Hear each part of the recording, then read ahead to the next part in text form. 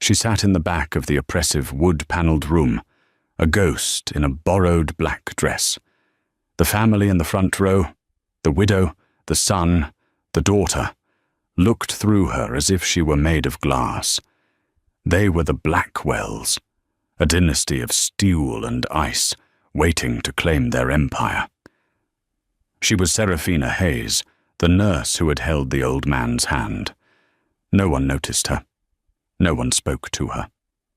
But in 10 minutes, her name would be the only one that mattered, unleashing a war that would expose a secret buried for 30 years.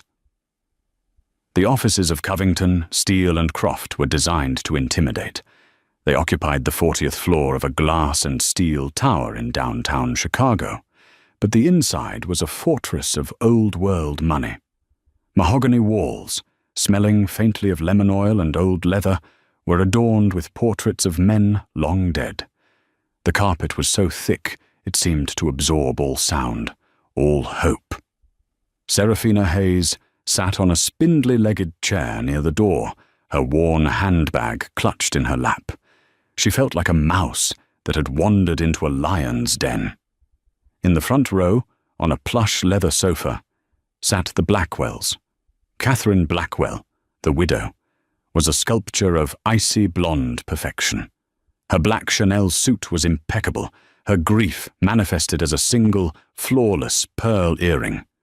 She hadn't shed a tear at the funeral. She'd merely seemed inconvenienced. Beside her, Marcus Blackwell, the heir apparent, tapped his $20,000 Patek Philippe watch. He was a man bursting out of his custom-tailored suit, his face ruddy with impatience and expensive scotch. He'd been an acting CEO of Blackwell Industries for a year, and everyone knew he was waiting for the acting to be removed. Then there was Beatrice Blackwell Smythe, the daughter. She'd married into an even older name and radiated a brittle, aristocratic disdain. She was currently whispering to her mother, loud enough for Serafina to hear. "Mother, must we be here? It's so funereal. Can't Finch just email us the distribution?" "It's protocol, dear," Catherine murmured, her eyes fixed on the empty chair at the head of the massive conference table. "Your father was a traditionalist. That is, when he wasn't being a sentimental old fool." Serafina flinched. She was, she assumed, the sentimental fool's final project. She had been Arthur Montgomery Blackwell's private nurse and companion for the last 2 years of his life. The family had hired her, barely glanced at her resume, and then dismissed her from their minds. They had visited their patriarch at Blackwell Manor once a month for a mandatory, silent, 30-minute dinner. Serafina had been there every day. She was the one who listened to his stories about building his empire. She was the one who held a glass of water to his lips when the tremors in his hands grew too strong. She was the one who sat with him on the terrace at 3 a.m.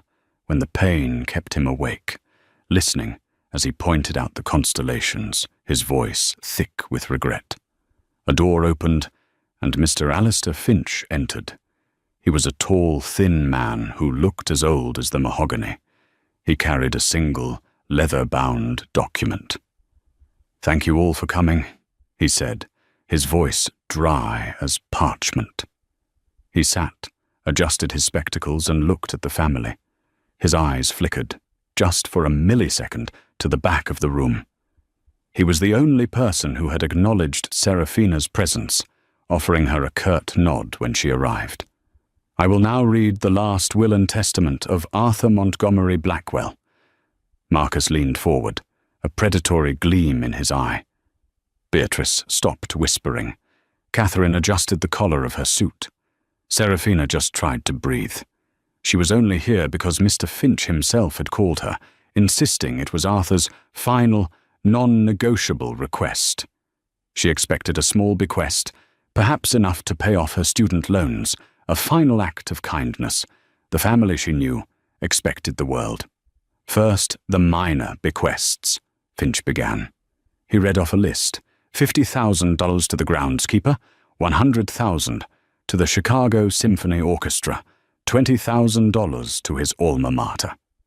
With each minor bequest, Marcus's smile tightened. This was just cleaning up the crumbs before the main course.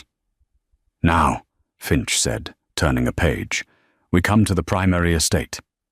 This was it. The air in the room crackled.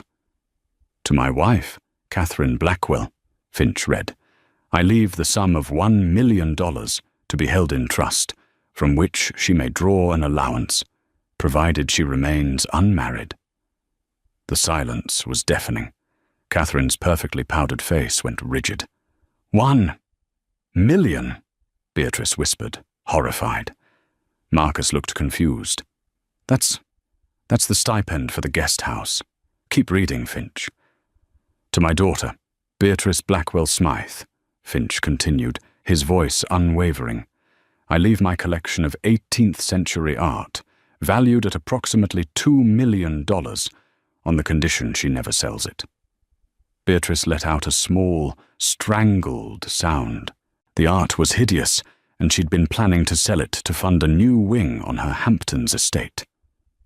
"And to my son, Marcus Blackwell," Finch said, his eyes scanning the page, "I leave my collection of vintage wristwatches and my sincerest hope that he will, one day, learn the value of time." Marcus's face went from ruddy to a deep, dangerous purple. "The watches? That's it? What about the company? What about the house?" "I am getting to that," Finch said calmly. He took a sip of water, seemingly enjoying the unbearable tension. "All the rest, residue and remainder of my estate, both real and personal," he read, "including the 51% controlling stake in Blackwell Industries, the property known as Blackwell Manor and all its contents, the penthouse apartment in New York, the villa in Tuscany, and the entirety of my liquid assets and investment portfolios, valued at approximately $900 million. Marcus was practically vibrating, a grotesque smile spreading across his face. He thought it was a joke, a final test from his father. Finch looked up, over the heads of the family, his gaze landing directly on the invisible woman in the back row. "I bequeath, in their entirety, to Ms. Seraphina Hayes." If a bomb had detonated in the room, it would have been less violent than the silence that followed. Catherine Blackwell's hand, which had been resting on the arm of the sofa, clenched so hard her knuckles turned white. Beatrice's jaw unhinged, her perfectly applied lipstick suddenly looking garish. Marcus was the first to move. He stood up slowly, the heavy oak chair scraping loudly against the floor. "What did you say?" he hissed, his voice a low growl. Mr. Finch did not flinch. He repeated, "I bequeath, in their entirety, to Ms. Seraphina Hayes." "Who the hell?" Marcus spun around, his eyes sweeping the room. "Is Seraphina Hayes?" It was Beatrice who saw her first. Her gaze traveled to the back of the room, to the insignificant woman in the cheap dress. Her eyes widened, first in confusion, then in pure, unadulterated contempt. "It's her," Beatrice whispered, pointing a trembling, diamond-ringed finger. "It's the nurse." 3 pairs of eyes, blue and cold as glacial ice, snapped to Seraphina. It was the first time they had ever truly looked at her. In that moment, she was no longer glass. She was an obstacle. She was the enemy. Seraphina felt the blood drain from her face. She couldn't feel her hands. She wanted to be sick. 900 million. The company. The house. "No," she whispered, shaking her head. That can't be right. That's a mistake." "The only mistake," Marcus snarled, taking a step toward her, "is that you're still breathing." "Mr. Blackwell," Finch's voice cut through the room like a whip. "Sit down. Any threats will be noted." "This is a joke," Marcus roared, ignoring him and advancing on Seraphina, who shrank back against the wall. You You little gold-digging leech! What did you do? What did you do to him? Did you poison his mind? Did you sleep with him? Marcus! Catherine's voice was sharp. She was on her feet now, her composure cracking, revealing the raw fury beneath.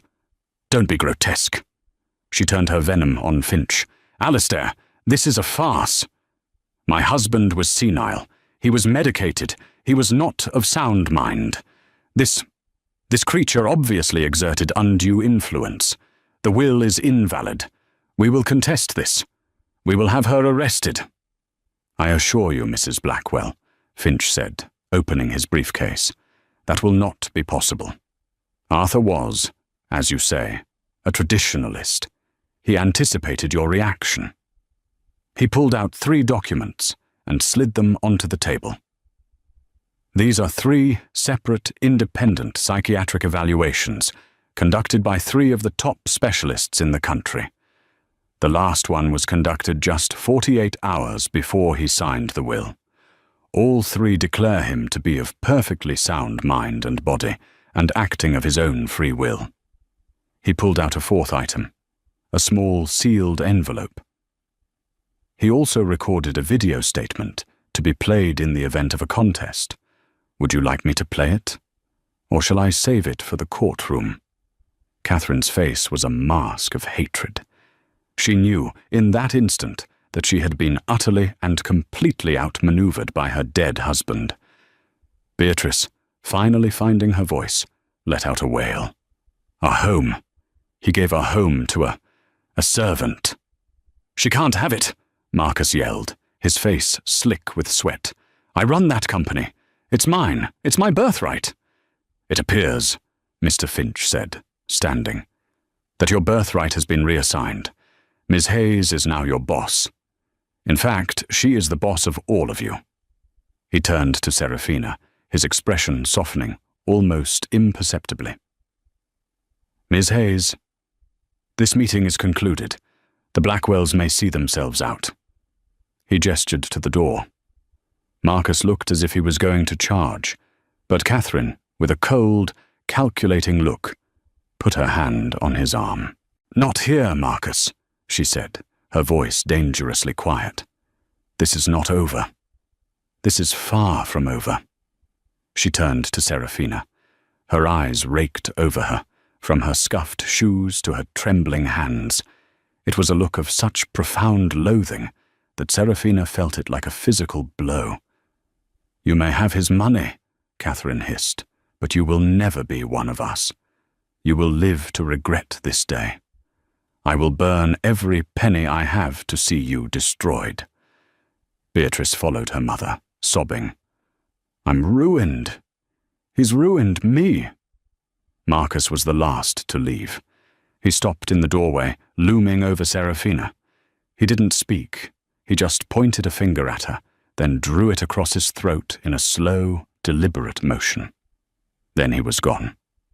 The heavy door clicked shut, leaving Serafina alone in the vast, silent room with Alistair Finch. The adrenaline faded, and her legs gave out. She collapsed back into the spindly chair, her body shaking violently. Mr. Finch, she stammered, tears blurring her vision. I don't understand. Why? Why would he do this to me? This isn't a gift. It's a death sentence. On the contrary, Miss Hayes, Finch said, walking over to her. He pulled a small, heavy, ornate brass key from his pocket and placed it in her trembling hand. This is not a death sentence. He then handed her a thick, cream-colored envelope, sealed with the Blackwell family crest. Her name was written on the front in Arthur's familiar, shaky hand. This, Mr. Finch said, is your armor.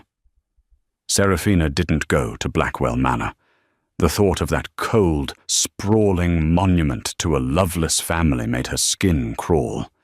She didn't go to the New York penthouse or the Tuscan villa. She took a taxi back to her tiny, one-bedroom apartment on the north side, the one with the rattling radiator and the view of a brick wall. The key felt like a block of ice in her pocket, and the letter felt like a bomb in her handbag. She locked her door, slid the chain across, and leaned against it, her heart hammering against her ribs. The transition from invisible nurse to billionaire target had taken less than 15 minutes. She sat on her second-hand sofa, the thick envelope heavy in her lap. For a long time, she just stared at her name. Serafina. He had always used her full name. Serafina, he would say, you have honest eyes, a rare commodity. With trembling fingers, she broke the wax seal. Inside were several pages of thick, watermarked stationery, covered in Arthur's spidery script. My dearest Serafina, if you are reading this, then I am gone, and the first battle has been fought. I am so very, very sorry for what I have just put you through. I know you. I know you did not ask for this. I know you are terrified. But I also know your strength, a strength my own bloodline has never possessed. I am not giving you a gift, Serafina. I am asking you to accept a burden. I am asking for one last act of service. Not for me, for your father. Serafina froze. My father? Her father. David Hayes had died when she was 10. He was a brilliant gentleman, an engineer who, her mother had always said, died of a broken heart. He'd lost his job, his savings, and his reputation in some corporate swindle she had never fully understood. His death had plunged her and her mother into a life of poverty, a life she was still climbing out of. She read on, her blood turning to ice. You will not remember me, but I knew your father. David Hayes was my first partner. He was my best friend. He was the H in B&H Technologies, the company that would one day become Blackwell Industries. He was the genius. I was just the salesman. In 1995, we were on the verge of a breakthrough. David had designed a processing chip that would change computing. We were going to be kings. But my family, my wife, Catherine, and my son, Marcus, they saw only a payday. They saw your father as an obstacle. Marcus, even then, was a gambler. He was in deep to the wrong people. Catherine wanted a faster track to the socialite world. They conspired. They forged documents, created a false paper trail that implicated David in embezzling funds. They accused him of selling his own designs to a competitor. They forced me to choose, my family or my friend. I was a coward, Serafina. I chose my family. I let them push David out. I stood by while they ruined him, while they took his name off the company, while they stole his life's work. They bankrupted him. And it killed him. Serafina let out a choked sob, her hand flying to her mouth. The letter was shaking. All these years, she'd thought he was a failed businessman. He'd been destroyed. I have lived with that sin for 30 years. I watched my wife become a monster of ambition and my son become a creature of pure greed. I let them build an empire on the grave of a better man. I couldn't stop them, but I could create a contingency. 2 years ago, I found you. It was not an accident, Serafina. I sought you out. I needed to see if any of your father's decency had survived in you. And it had. You spent 2 years caring for the man whose family destroyed yours. You did it with kindness, with patience, with a quiet dignity that shamed me to my core. My family failed every test I ever gave them. You passed them all without ever knowing you were being tested. This is not a gift. It is restitution. It is the restoration of what is rightfully yours. Blackwell Industries was built on your father's genius. It belongs to you, but they will not let it go. They will try to destroy you, just as they destroyed him. Which brings me to the key. Serafina looked at the heavy brass key on her coffee table. It was ornate, old-fashioned. The key opens a room in Blackwell Manor. A room that only I and now you know exists. Go to the library. Find the third shelf, the section on Roman history. Find the copy of The Meditations of Marcus Aurelius. It is a false book. Behind it is a keyhole. Use the key. Inside, you will find my real legacy. Not the money. Not the company. You will find the truth. I have spent the last decade compiling it. My family believes I was a doddering old fool. In truth, I was a historian. This is your arsenal, Serafina. Do not be afraid to use it. They will show you no mercy. Show them no quarter. Avenge your father. Be brave.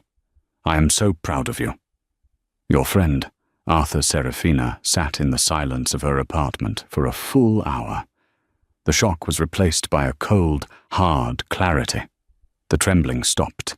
The fear was still there, but now it was forged into something new. It wasn't fear.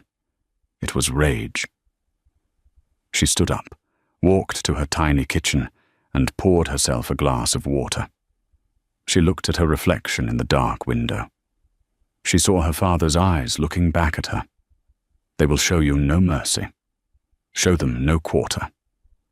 She picked up her phone and dialed the number on the business card Mr. Finch had given her. "Mr. Finch," she said, her voice steady and clear. "It's Serafina Hayes. I need you to arrange access to Blackwell Manor. I'll be there in 1 hour." Blackwell Manor was a fortress of limestone and dark glass perched on the edge of Lake Michigan. It wasn't a home, it was a statement. It declared that its occupants were untouchable, above the concerns of mortal men. When Serafina arrived in a car service arranged by Finch, the massive iron gates were shut. A private security guard, a burly man named Peterson who had always sneered at her, stepped out of the guardhouse. "Can't let you in, Miss Hayes," he said, not bothering to hide his smirk. "Mrs. Blackwell's orders. You're trespassing." "Mr. Peterson?" Alistair Finch said, stepping out of his own car, which had pulled up behind hers. "This is Ms. Serafina Hayes, the current and sole owner of this property. The documentation was sent to your security firm an hour ago. If you impede her access, you will be arrested for criminal trespassing and obstruction. Are we clear?" The guard's smirk vanished. He fumbled for his keycard and the gates groaned open. Serafina walked through the massive front doors. The staff, led by the housekeeper, Mrs. Davies, a woman loyal only to Catherine, were lined up in the grand foyer. They stared at her with open hostility. "Mr. Finch, I presume you're here to—" "Inventory," Mrs. Davies said, her voice dripping with disdain. "Mrs. Blackwell is in the drawing room, meeting with her real lawyers." "We are not here to inventory," Serafina said, her voice echoing in the marble hall. She surprised herself with its firmness. "We are here to inspect the library. Please ensure we are not disturbed." She walked past them, not waiting for a reply. She could feel their eyes burning into her back. The library was her favorite room in the house, the only one that had felt like Arthur. It was 2 stories tall, lined floor to ceiling with thousands of books. A spiral staircase led to a second-floor gallery. "Third shelf," she muttered to herself. "Roman history." She found the section. Livy, Tacitus, Suetonius. And there, a dark, red, leather-bound copy of The Meditations of Marcus Aurelius. Her hand was shaking again as she pulled it. It wasn't a book. The spine and front cover were attached to a small, heavy box. Behind it, just as Arthur had written, was a brass keyhole. Finch stood guard at the door. Serafina inserted the heavy key. It turned smoothly, and with a heavy, oiled thunk, a section of the bookshelf clicked and swung inward, revealing a dark, narrow opening. It was a hidden door, perfectly flush with the shelves. "My God," Finch breathed. "I worked for him for 40 years. I never knew." "He said no one did," Serafina replied. She found a light switch and a set of narrow stairs illuminated, leading down. She descended into the darkness, Finch following close behind. The stairs opened into a room that was the complete opposite of the manor above. It was a bunker. The walls were concrete, the lighting was starkly modern, and the air was cool and climate-controlled. It was a private office. One wall was lined with file cabinets, each with a high-security lock. Another held a bank of computer servers, humming quietly. And in the center of the room, on a simple, modern steel desk, sat a single item. A thick, black, leather-bound ledger. Serafina walked toward it. It wasn't a journal. It was, as its title suggested, a record. Printed on the cover in simple gold leaf were 2 words, the David Hayes account. She opened it. The first page was a copy of the original B&H Technologies Partnership Agreement, signed by Arthur Blackwell and David Hayes. The next page was a copy of the forged documents Catherine and Marcus had used to frame her father. And the pages after that. Serafina gasped. It was a meticulous, detailed, and utterly damning record of every criminal and immoral act the Blackwell family had committed for the last 30 years. Arthur hadn't just been grieving, he'd been investigating. He had bank statements, wire transfer receipts, and audio transcripts. He had proof that Marcus had embezzled over $20 million from the company's pension fund to cover gambling debts in Macau, using a series of offshore shell corporations. He had evidence that Beatrice had blackmailed a U.S. senator to get her husband a favorable zoning variance, using photographs she'd paid a private investigator to take. He had a sworn, notarized affidavit from Catherine's former personal assistant, detailing how Catherine had systematically bribed board members and forged signatures to complete the ousting of David Hayes. It was a step-by-step confession of the conspiracy. Arthur had cross-referenced everything, every date, every dollar, every secret meeting. It was a nuclear bomb. This wasn't just grounds to win a civil case. This was enough to send the entire Blackwell family to federal prison for the rest of their lives. "Serafina," Finch said, his voice hushed as he read over her shoulder. This is one of the most terrifying things I have ever seen. He built a gallows and patiently waited 30 years to spring the trap." Serafina turned the page. The last entry was dated just 1 week before Arthur's death. It wasn't a document. It was a note written to her. "They will call you a whore. They will call you a thief. They will use the media to paint you as a villain. They will try to break you. This book is your shield. But it is also a sword. How you use it is up to you. Remember who you are. You are David Hayes' daughter. Make them remember his name." Serafina closed the ledger. The cold, hard anger from her apartment had now settled into a chilling resolve. "Mr. Finch," she said, tucking the heavy book under her arm. "They're meeting with their lawyers. I believe it's time we introduced ourselves." "What are you going to do?" he asked. "Arthur gave me a choice," Serafina said, walking toward the stairs. "I don't think Catherine, Marcus, or Beatrice deserve one." When Serafina and Finch entered the grand drawing room, the scene was one of panicked fury. Catherine, Marcus, and Beatrice were huddled with a team of lawyers. The man leading them was Corbin Thorne, a notorious corporate shark known for his scorched earth tactics.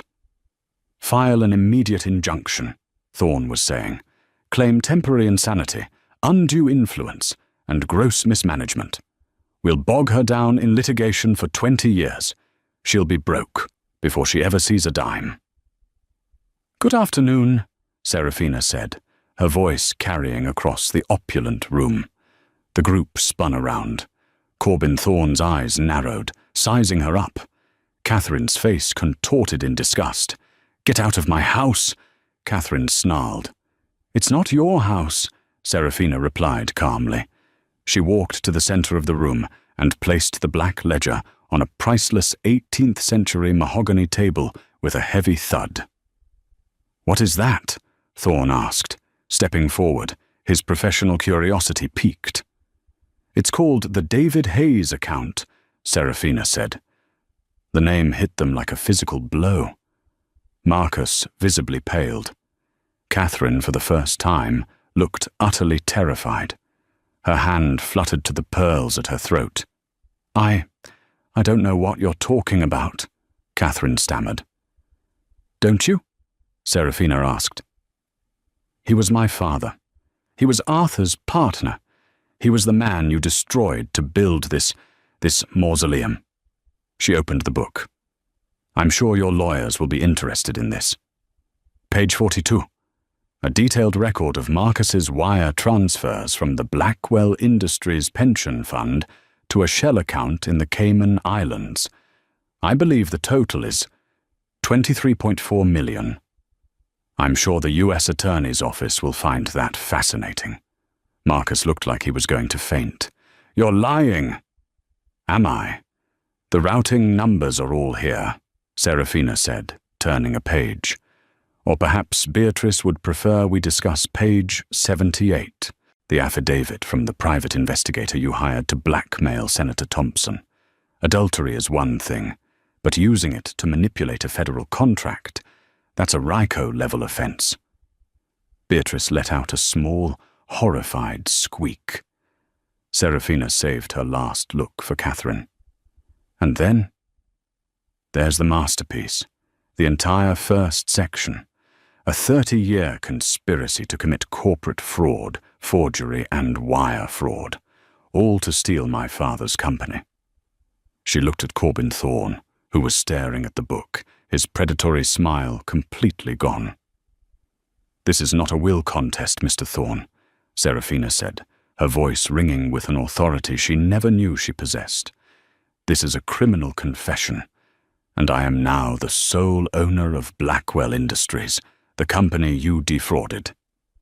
She turned back to the family. They were broken. The Ice Queen, the arrogant heir, the snobbish princess. They were just small, terrified, guilty people. "Here is what is going to happen," Serafina said, her voice dropping to a steely whisper. "You are going to call off your lawyers. You are going to drop your contest. You will pack one suitcase each. A car will be here in 1 hour to take you to a hotel. You will never set foot in this house or any other Blackwell property again. You will sign a full abdication from the board. In exchange," she paused, "I will consider not handing this book over to the district attorney." You can't," Catherine whispered. "I can," Serafina said. "I'm the boss now. You have 1 hour." She turned and walked out of the room, Finch at her side. The next few weeks were a blur. The media went insane. "Mystery nurse inherits Blackwell fortune," screamed the headlines. Paparazzi camped outside her apartment building, forcing her to move into a secure condo downtown, paid for by the estate. The Blackwells, however, went silent. Just as she had demanded, they dropped their contest.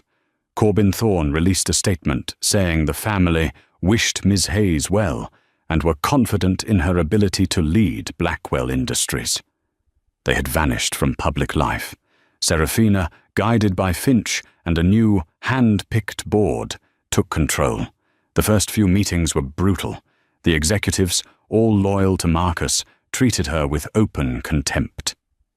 "With all due respect, Ms. Hayes," one silver-haired vice president named Robert Sterling said, "what does a healthcare professional know about global logistics?" Serafina sat at the head of the long table, the seat Arthur used to occupy. "Mr. Sterling," she said, "I know that you've been signing off on Marcus Blackwell's fraudulent expense reports for 5 years.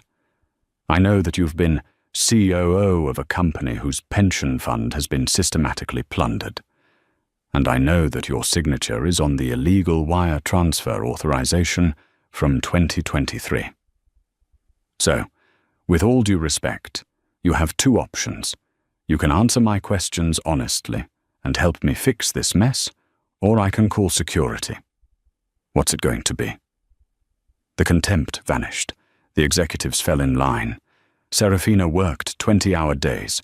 She was not a natural CEO, but she was a fast learner, and she had one thing the Blackwells never did: a conscience. She dug into the company's files. She found where Marcus had cut corners, where he'd exploited workers, where he'd polluted. She also found herself incredibly, deeply lonely. She was the richest woman in Chicago, and she had no one. She was an island, surrounded by sharks. The power was immense, but it was cold. One night, exhausted, she was reviewing a quarterly report when Finch brought her a cup of tea. "You're doing well," he said gently. "You're a natural. You have your father's mind." "I don't," Serafina said, rubbing her temples. "I'm just angry. I'm running this whole thing on pure rage. What happens when it runs out?" "Then you run it on principle," Finch said. Arthur knew what he was doing. He didn't just give you the money. He gave you a purpose. He was right. But the victory felt hollow. The Blackwells were gone, living in quiet disgrace. But they were free. They were rich, even without the empire. Catherine had her trust, Beatrice her art, Marcus his watches.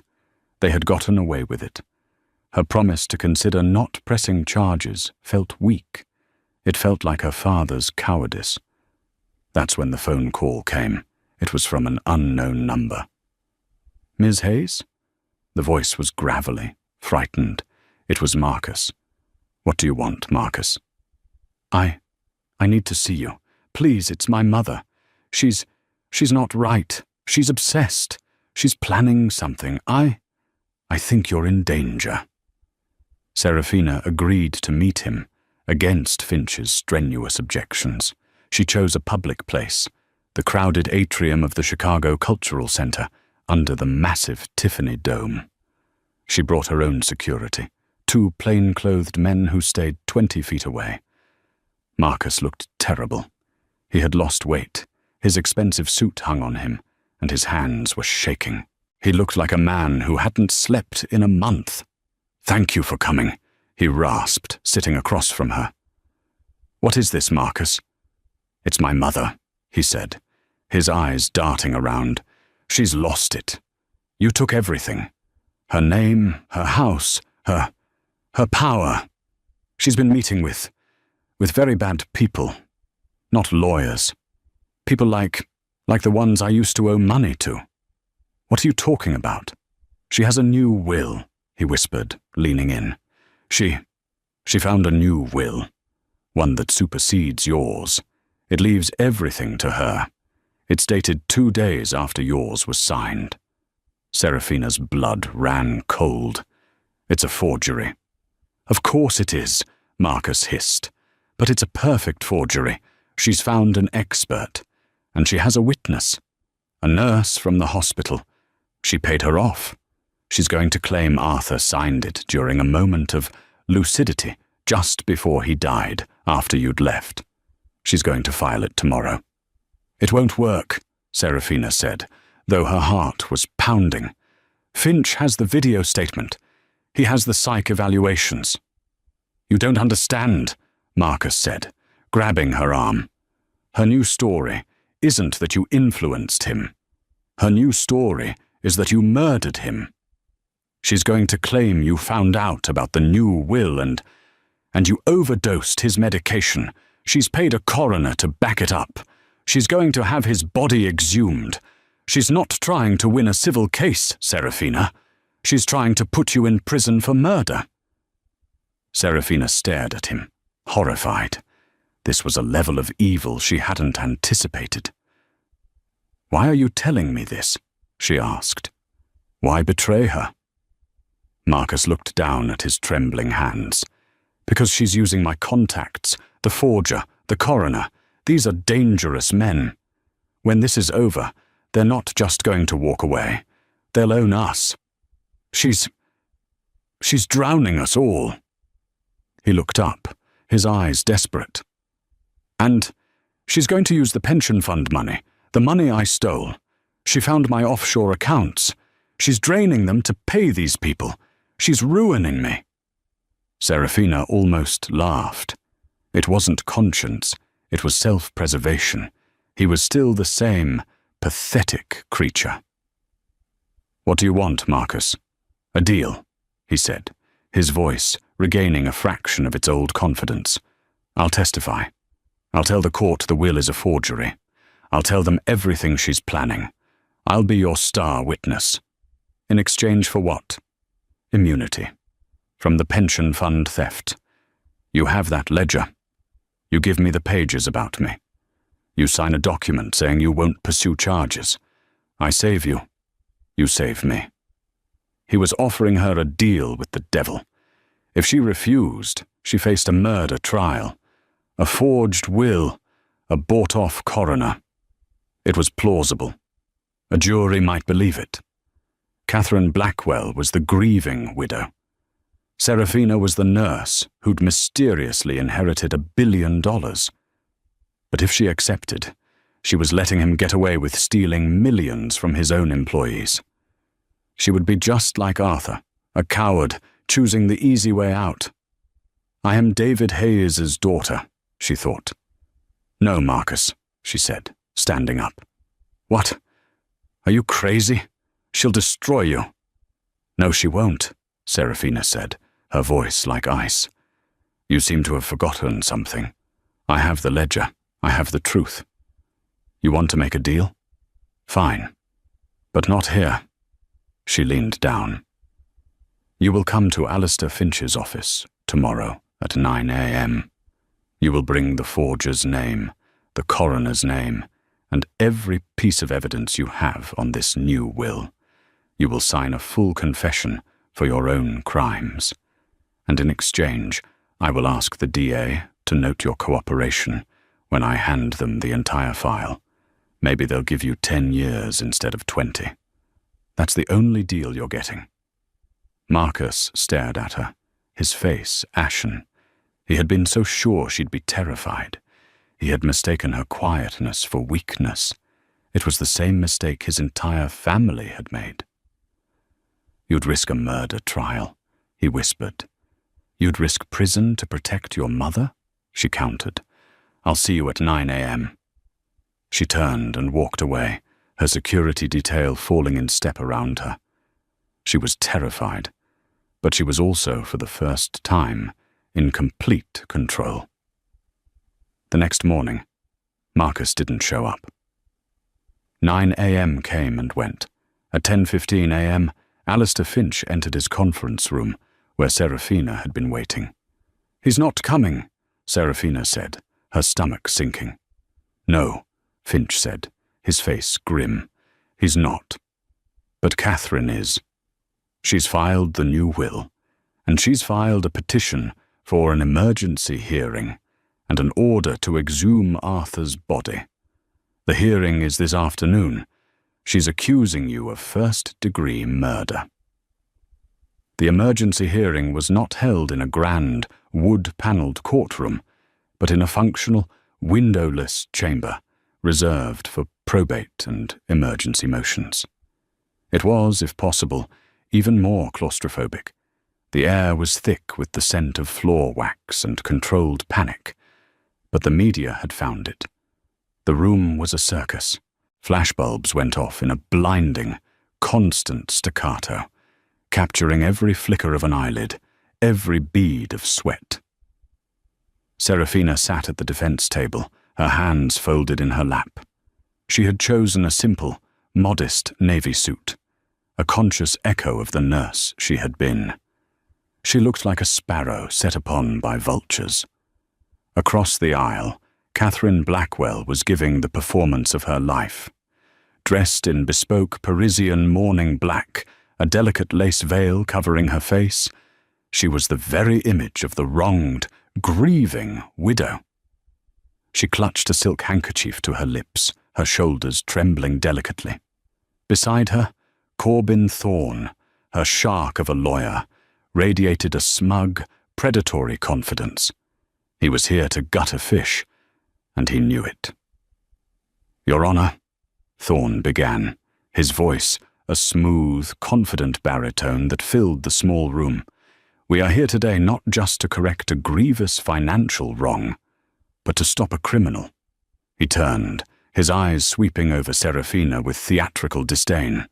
"We are here to expose a predator, a woman who, in a grotesque abuse of trust, preyed on a sick, vulnerable and elderly man. She was his nurse, his caregiver. She was, in essence, an angel of mercy." He paused, letting the words hang, or so he thought. But it seems this angel was more interested in his bank account than his well-being. She plied him with drugs, isolated him from his loving family, and, in a moment of his deepest confusion, had him sign a will that is nothing short of a fantasy. He gestured to Serafina. "The defense will show you a video of a sick, rambling man. We, however, will show you something far more concrete." With a flourish, he produced the forged will. "This, Your Honor, is the true last will and testament of Arthur Blackwell, signed just 2 days before his passing, in a moment of profound lucidity. A moment where he realized his mistake and sought to restore his legacy to his family, where it belongs." He then produced the paid-off nurse's affidavit. "We have a sworn statement from another caregiver, a Ms. Lydia Kent, who witnessed Ms. Hayes berating Mr. Blackwell, pressuring him, threatening him." Finally, he held up the bought-off coroner's preliminary report. "And most chillingly, Your Honor, we have this. A preliminary toxicology report requested by my client that shows pharmacological inconsistencies in Mr. Blackwell's system at the time of his death. Levels of medication that are not just high, Your Honor. They are lethal." The room erupted in a collective, horrified gasp. The flashbulbs were a solid wall of light. "Killer!" someone shouted from the gallery. "She didn't just influence him," Thorne roared. "When she learned he had written her out of this new, valid will, she silenced him. We are petitioning for an immediate injunction, a full exhumation of the body, and a criminal referral to the district attorney for the arrest of Serafina Hayes on suspicion of first-degree murder." The judge, a stern woman named Helen Price, looked at the report, then at Serafina. Her expression was grim. This was a coherent, damning narrative. The grieving widow, the new will, the medical evidence. "Mr. Finch," the judge said, her voice heavy. "Your response. And it had better be good." Alistair Finch stood. He was the only calm person in the room. He buttoned his suit jacket, adjusted his spectacles, and walked to the podium. "Mr. Thorne, Your Honor, has just told a remarkable story. It's compelling, it's dramatic, and it has absolutely no basis in reality. It is not just a fabrication, it is an active, criminal conspiracy. He has presented a forged will, a perjured affidavit, and a fraudulent medical report, and we can prove it." Thorne laughed. "Proof? You have nothing. A shaky video of a senile man." "Oh, we have more than that," Finch said, his voice quiet but carrying. "Mr. Thorne has built his entire case on a foundation of lies, and we have a witness who will testify to the construction of those lies. The defense calls Mr. Marcus Blackwell." The name landed like a stone. Catherine, behind her veil, froze. Her trembling stopped. She looked at Finch, her eyes narrowing in confusion.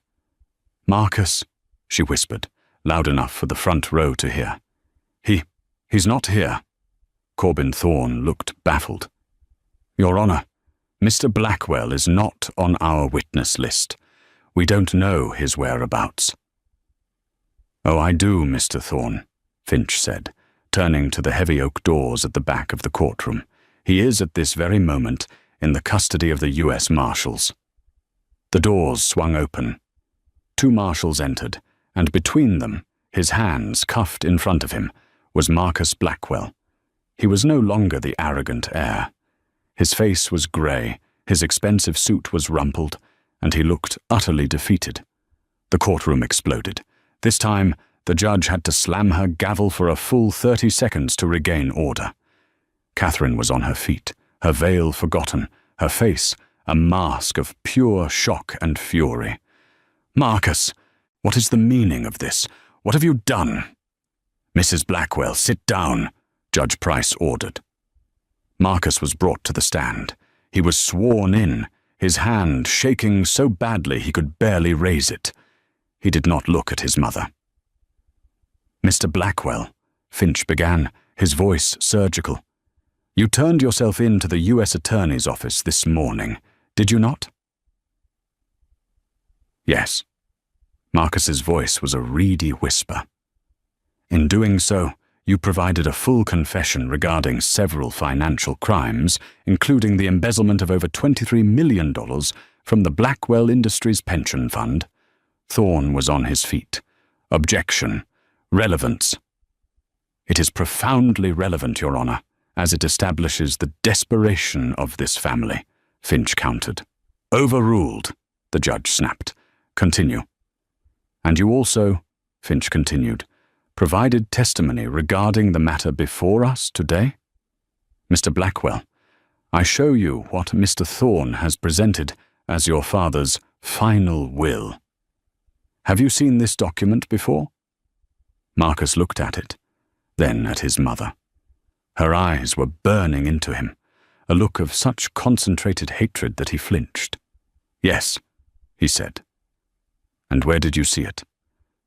"In my mother's study, 2 weeks ago." "Was your father, Arthur Blackwell, present?" "No." "Then who was?" Marcus took a shaky breath. "My mother and a man named Louis Petrov. He's a specialist, a forger." The room was utterly silent. Catherine gripped the table, her knuckles white. "My mother," Marcus continued, his voice cracking, "paid him $200,000 to create that document. She paid Dr. Miles, the coroner, to create the toxicology report. She paid the nurse, Lydia Kent. She was using my offshore accounts to do it, draining them.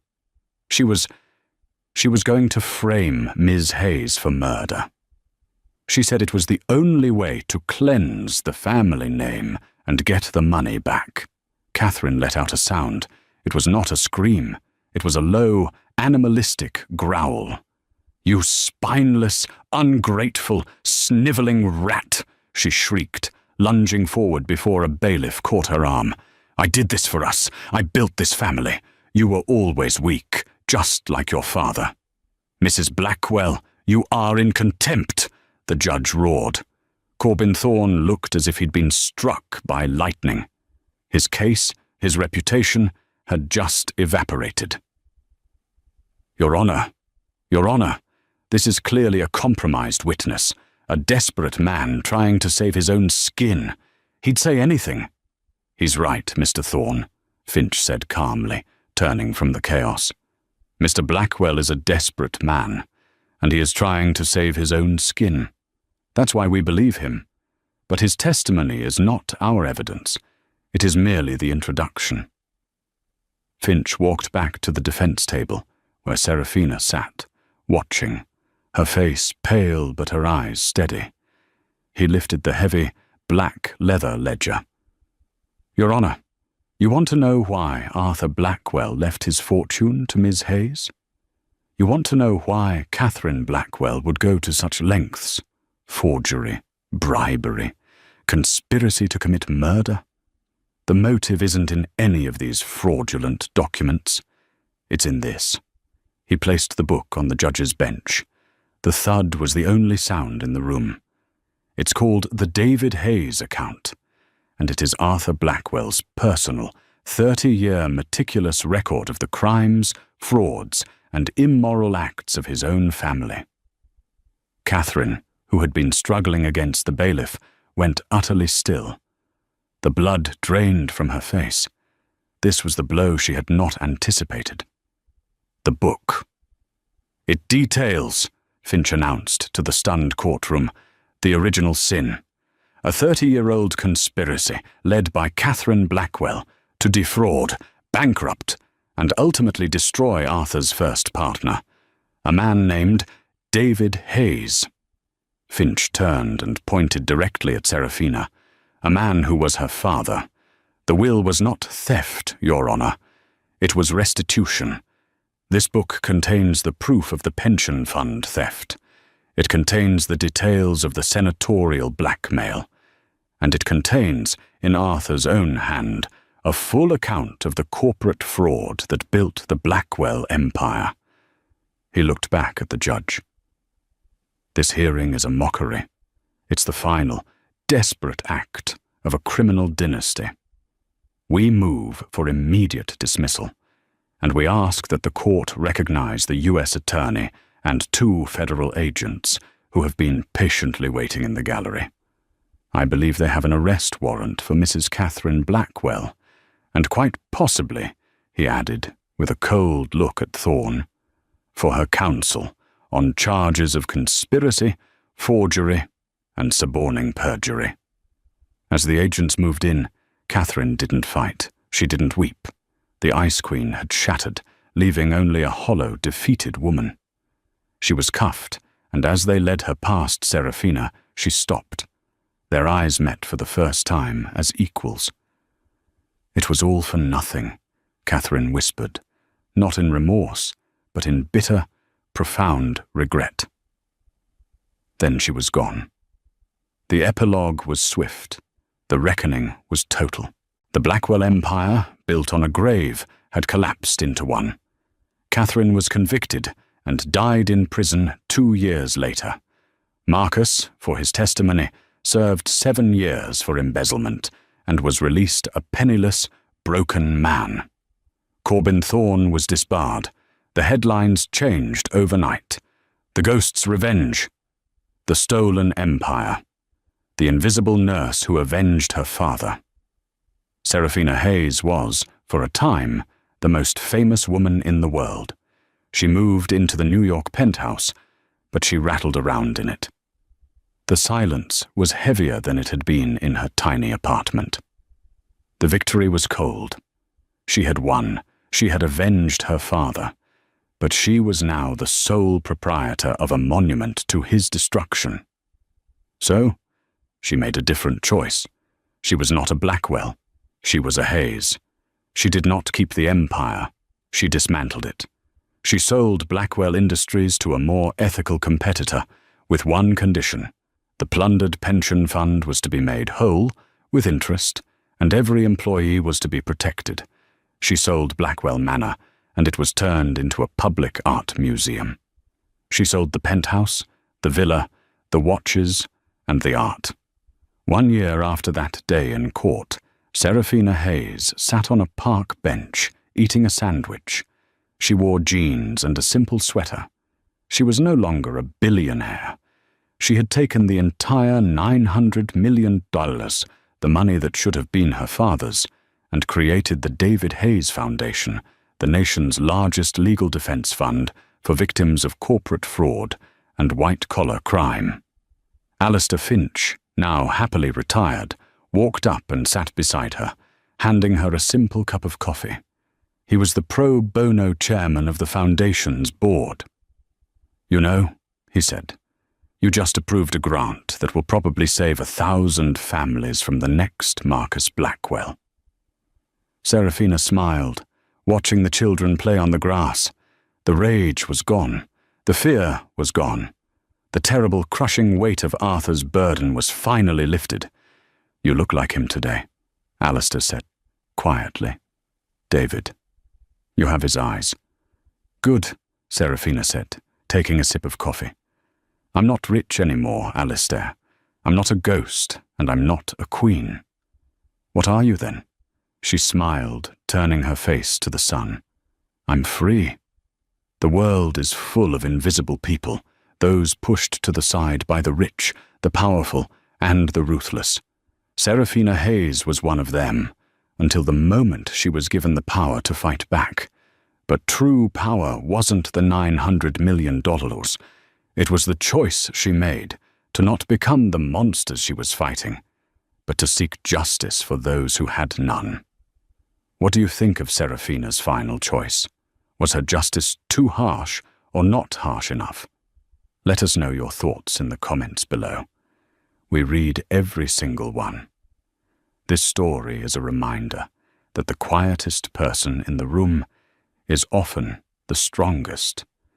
If you were moved by her journey from a ghost to a guardian, please hit that like button, share this video with someone who needs to hear it, and be sure to subscribe for more real-life drama every single week. Your support means everything,